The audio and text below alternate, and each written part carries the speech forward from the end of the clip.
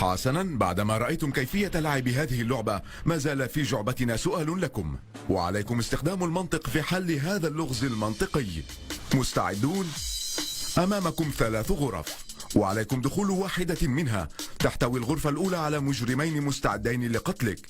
تحتوي الغرفة الثانية على أسد لم يتناول أي طعام منذ 3 أشهر.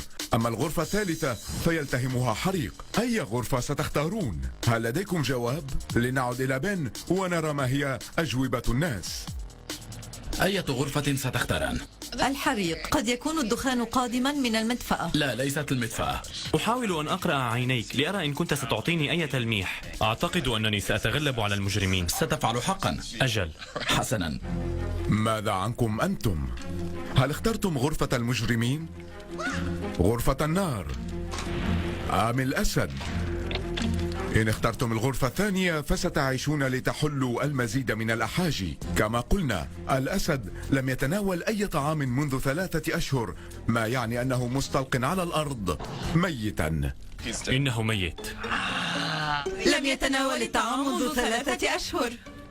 منطقنا يجعلنا نعتقد أننا محقون دائما، لكن هذه الاختصارات الذهنية التي نستخدمها تحجب عنا رؤية الصورة الكبيرة للأحجية. اكتشفنا كيف أن منطقكم السليم يقودكم إلى أجوبة غير منطقية، لكن على الرغم من كل هذه العيوب فهو موجود لسبب معين، فبإمكانه مساعدتكم على صنع أشياء رائعة كما ستكتشفون في اللعبة التالية.